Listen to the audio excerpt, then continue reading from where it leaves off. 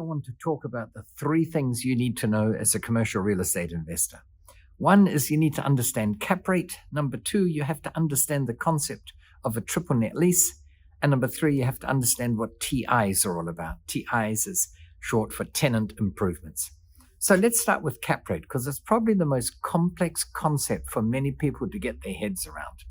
And firstly, what does it mean? Well, the definition of cap rate is that it's short for the word capitalization rate, and it literally means the rate at which you capitalize the rental income to arrive at the capital value. So if you've got rental income of $100,000, and let's say for argument's sake that cap rates are 10%, then the value of the building will be $100,000 of rental income divided by a cap rate of 10% or 0.1, and you arrive at a value for that building of $1 million. A building with a rental income of $100,000, cap rates at 10%, will be worth $1 million. Another way of thinking of it is that when investors look at investing in commercial real estate, they basically want to know what kind of cash flow are they going to derive from it. And if the building has a cash flow of $100,000, then a commercial real estate investor in a market where cap rates are 10% will be willing to spend $1 million on that. Now, if rentals doubled to $200,000, that would mean that he'd be willing to spend $2 million on that building.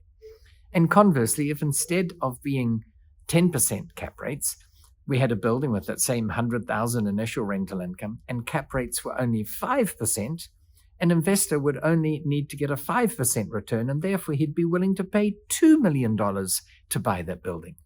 So where cap rates are 5% for $100,000 of income, investors are willing to spend $2 million, whereas if cap rates are 10%, then investors would only be willing to spend $1 million to get that $100,000 of income. And if it's a not so good area or town and cap rates were 20%, then an investor would only be willing to spend $500,000 to get that same $100,000 of rental income. So there you have it. I know it sounds so simple, but it takes a while to get your head around it, because what you really have to understand is that a cap rate really shows the multiple of a rental that investors are willing to spend to buy a property. Now, very often you'll hear agents and sellers say that they are selling this building for $1 million at a cap rate of 10%. And they're really using the word cap rate here to mean at a return. So they're saying it's got a return of 10%. The building's on the market at $1 million, and the return, the $100,000 of rental income, happens to be 10%. In that case, the return is 10%. And it's similar. I know that mathematically it's the same, but if you don't think of cap rates in terms of the multiple of rental income that an investor is willing to spend to buy that property, then you'll miss out on enormous opportunities. And the sort of opportunities I'm talking about are, if you can buy a property which has $100,000 of rental income, then at 10% cap rates, that building should be worth $1 million. Everyone agrees with that. And if you can figure out a way of increasing the revenue, if you swap out a mediocre tenant for a great tenant, or you have a grade C tenant and you turn them into a grade B tenant, or the property is grade B and you turn it into grade A by providing more car parks per square foot of rental space, and it's just a higher grade building with more facilities. If you can double that income from $100,000 to $200,000, then the building's value will have gone from $1 million to $2 million. Now, you can double this rental income if it's at all possible. I'm not saying you can always do it, but I always find ways of doing it. I'm fascinated that more people don't try and have some attempt at it. But if you do that 5 years into your ownership, then you'll increase the value from $1 million to $2 million in 5 years' time. But there's nothing to stop you doing it in year one or in month one, or as I often try to do, there's nothing to stop you doing it between committing to buying a building and actually buying it.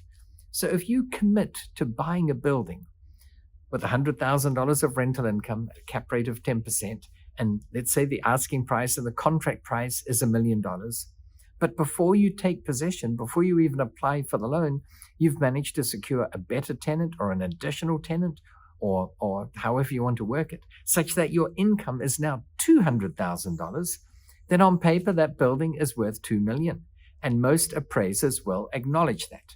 Now, I know banks have this clause where when it comes to funding a property, they have to take the lesser of the purchase price or the appraised value or the appraisal of it.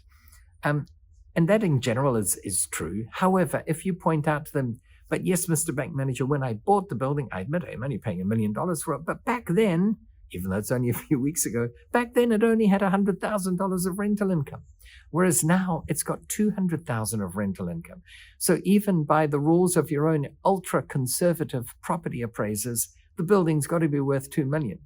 They will likely agree with you. Certainly it's worked for me, because at the end of the day, they've got to look reality in the face. So if you have the situation, 100,000 of rental income, 5% cap rates, well, let's say 10% cap rates, it's worth $1 million, and you can increase the rental income, then you can increase the value. And if banks will only lend you 50% of the new appraisal of $2 million, then bingo, that's the purchase price. That's the $1 million you need to take the property down. So that is the concept of cap rate. It's crucial to understand it. If you've followed along with this, then you probably understand more about cap rates than many people in the commercial real estate industry do, because as I've said, so many of them equate the expression cap rate with return, or NOI, or yield, or return on investment. And it's not. They're fundamentally different. Now, just to give it some more perspective, in different parts of the country and in different parts of the world, cap rates will be different at any given time. For instance, New York generally is a very desirable place for companies to have head offices, and if you happen to be on Wall Street, that is probably the most desirable piece of real estate in the world. And it is therefore not surprising that cap rates there are the lowest. Cap rates can be as low as 2% or even 1.25%. And when you think about it, a cap rate of 10% makes that $100,000 worth $1 million. A cap rate of 1% would make that $100,000 of rental income worth $10 million. So a cap rate of 2%, you're talking about $5 million. Someone will spend $5 million to buy that $100,000 of rental income. Why would cap rates be that low? Why would they spend a ridiculous $5 million to buy only $100,000 of income? Well, there are multiple reasons. The subtle one is that if you have real estate on Wall Street, chances are it will always be tenanted. Your chances of a vacancy are extraordinarily low because it's such desirable real estate. At any time, someone will be wanting to rent that. But the other reason, and this goes beyond an explanation of cap rates, is that in general, where cap rates are low, you find that capital growth is high. And where cap rates are high, where you've got a 20% cap rate, where people will only spend $500,000 to buy that $100,000 of income, generally that's not as good a location as Wall Street in New York, and therefore capital growth won't be as high. So generally high cash flow, low capital growth, low cash flow, high capital growth. And conversely, if you take some podunk town somewhere where no one ever goes, there's no foot traffic there, there's no vehicular traffic, there's no reason why anyone will go there, and it's cold for 9 months of the year, and there are rattlesnakes and everything else, cap rates are likely to be extraordinarily high because the chances of there being capital growth there are very low. If there's a new European or Asian company that wants to set up shop in America, they're unlikely to go to this out-of-the-way place. They're more likely to go to Los Angeles or New York or one of the big cities. That's why big cities tend to get bigger. Anyway, that's sort of a very brief and preliminary discussion on cap rates. And the second topic I want to cover today is a triple net lease. It sounds very odd. It's triple net. Net of what? And what's the triple bit? Well, in general, when there is a situation with a landlord and a tenant, then we all know that rent is usually paid. Rent will be paid by the tenant to the landlord in order to enable the tenant to occupy that space, whether it's residential or commercial or industrial, whatever. But when it comes to real estate, there are also other things involved to keep that property functioning. One is that universally there are property taxes, and sometimes they might be called council rates or council taxes or property taxes or city taxes. But whatever it is, there are property taxes involved.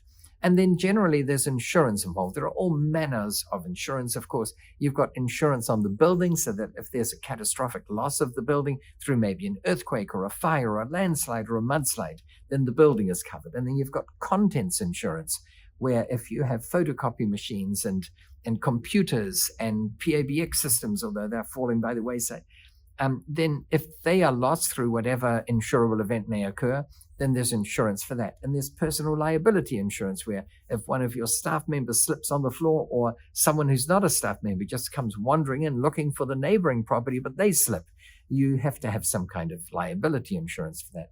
So there are all kinds of insurance, but let's talk initially about building insurance, the premiums or money you pay the insurance company to cover the building in case of catastrophic loss through some insurable event. The question arises, who pays that insurance premium? And when it comes to residential property, it's almost universally true that it's the landlord who pays that. In fact, the landlord pays the property tax, he pays the insurance, and at the end of the day, the landlord on a residential property tends to pay for the maintenance of that property. So there's a leak in the roof, the landlord pays. The faucet or the tap is leaking, the landlord pays to get that repaired. A window is broken, gets a bit nebulous here, who broke it? But generally, if it's, let's say it's through a thunderclap, then the landlord will pay that on a residential property.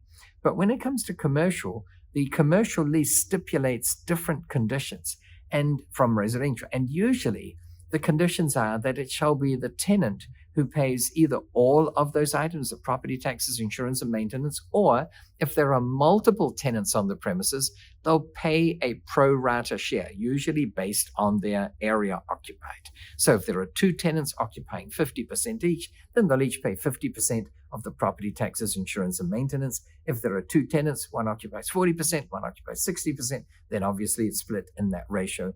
And if there are 13 tenants, all with oddball numbers and fractions of percentages of area occupied, then that's the number that will be used. But what that means is that the rent collected by the landlord is net of those other items, because the tenants pay for those other items in addition to paying the base rent. So in other words, the rent is a triple net rent, or the lease is referred to as a triple net lease. It means that in addition to paying for the base rent, the tenant will also pay monies corresponding to their portion, it might be 100% or less, of the property taxes, insurance, and maintenance. And this is sort of standard. This is accepted by the industry. The occupant of the commercial space just wants to operate their business there. And they know that they have the choice, usually, of buying their own building and operating their factory or their hotel or their assisted living facility or whatever it is in that property. And if they did, not only would they have the capital outlay of buying the building, but they'd still have to pay the property taxes, insurance, and maintenance. Or they can lease from you, and then they pay a rental so that they don't have to expend the capital to buy the property, but they also pay the operating expenses. They also expect to pay the electricity and the gas used and the telephone facilities used. So for them, it's no big deal that they have to pay the ongoing services to the city for trash collection and water services. Often that's included in property taxes, or it's just, or the water might be additional, but you get all these expenses that are part of the operating cost of the building. And that is what the tenant is happy to pay, unlike with a residential property. I say happy to pay. I wouldn't say they're ecstatic. They wouldn't have a party about the fact that they're paying it, but they know that it is a valid cost of doing business. And if they don't want to buy the building, then they're going to rent and they're going to pay those operational expenses anyway. So they're happy in the sense that they know that if they wouldn't be paying you as landlord, they'd be paying another landlord. So the concept of a triple net lease is important to understand. Usually, if it's not triple net, if the landlord pays for those items, or the tenant might pay a share of them or something, it's usually called a gross modified lease. How they come up with these terms, I'm not quite sure, but there it is, that's what it's called. And if you understand this, and especially if you buy real estate, commercial real estate that has triple net leases in place, or if you buy commercial real estate that might have gross modified leases, but at the next rent review, or certainly if the tenant goes away and then you have a vacancy for a month or two, and then you attract a new tenant, there's nothing to stop you putting the new tenant on a triple net lease. And if slowly you convert all your commercial leases over to triple net leases, maybe by having a lower base rental, but that means that you won't be subject to the vagaries of property taxes or fluctuations in insurance premiums or fluctuations in maintenance costs, because ultimately they will be handed on. Now, to be sure, on most commercial buildings, the landlord is responsible for the exterior maintenance. So if there's a leak in the building, the roof springs a leak, then it's the landlord's responsibility to fix that. But generally, if it concerns internal things, it's the tenant's responsibility.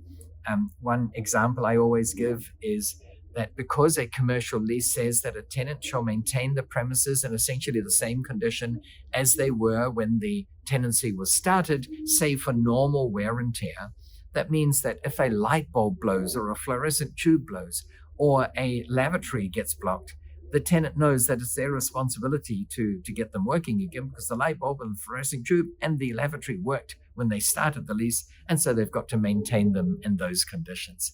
And it just seems a very natural, normal thing to do. But it does mean that your returns are net, and it can increase your returns dramatically, apart from all the other advantages of commercial real estate over residential, which we're not going to go into today. But I think many of you are aware that not only are there many advantages of commercial real estate, but I'm a big proponent of commercial real estate, and I really encourage you to consider commercial real estate in your portfolio as opposed to just plodding along and buying more and more houses. Getting started in houses is good. Most of us cut our teeth on residential real estate. I certainly did. One of the big advantages of residential real estate is most people know what a residential property entails. If you go to look at a potential rental property and there's no roof or there's no front door or there's no kitchen, you'll know that there's something wrong with it. You'll even know what's wrong. You can identify it because almost all of us have lived in a house at some stage, and therefore we know that normally you'd expect there to be a roof and a front door and a kitchen and goodness knows what else. But when it comes to commercial real estate, because not everyone has ever occupied a commercial premise, and even if they have, it's tended to be a very specific premise. So, even if you've occupied and worked in a coffee shop, you don't know what a paint shop entails or what an aircraft hangar entails. So many people are less confident in looking at commercial real estate to know if they can determine whether there's something missing or wrong. Anyway, that covers our second point, which is what a triple net lease is. And then the third item I want to talk about, which is, I think, almost exclusively used with commercial real estate, is TIs. And as I said, TI stands for tenant improvements. And I guess it's short for saying improvements required or desired by the tenant to make the premises more suitable for their operation. So you've got a vacant warehouse and a tenant wants to move in there and put in a grocery store. They're going to need all kinds of racks put in for shelving, and then they're going to need a part of the building carved off for offices, and they're going to need cabling put in to operate all the POS terminals, you name it. That's the sort of thing I'm talking about. And in general, who pays for TIs is dependent entirely on the state of the market.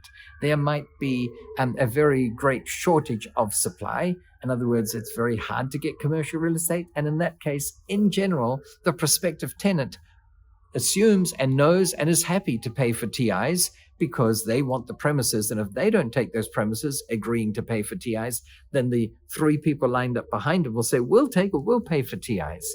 So that's when there's a very tight market. But on the other hand, if there's a surplus of commercial space available, if there are lots of potential warehouses that the tenant could move into, then they're in a much stronger bargaining position, as with anything else. And they'll be more inclined to say, you know what, we would like a 3-month rent holiday, or we would like 20% of our first year's rent to go towards TIs. The formula as to how it's calculated can be anything. They're wide and varied as to how it happens. I've suggested 2 already. It's either a rent holiday for a couple of months, or it's a percentage of the rent for the first year or the first 2 years.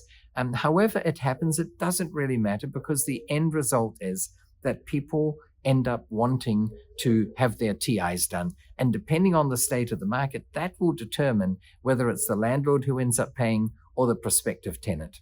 It's just one of those things where it's like anything in life, where it's supply and demand. And it's just a matter of figuring out what the market is bearing, whether you can get your tenants to pay TIs. I've had it very often. I've worked with a number of interior decorating companies. They leased premises from me, and they had a specific list of what they wanted done. And their rental was going to be, it was a very small premise. It was only like $9,000 a year. And they came up with a list of what they wanted done. And I said, well, could we get costings on it? And it came to $54,000. And I said, that's longer than your proposed lease. So that even if I agree to this and you stay there for the entire duration of your lease, forget the fact that I have to, cover other expenses associated with it, but it wouldn't even cover the cost of making these improvements.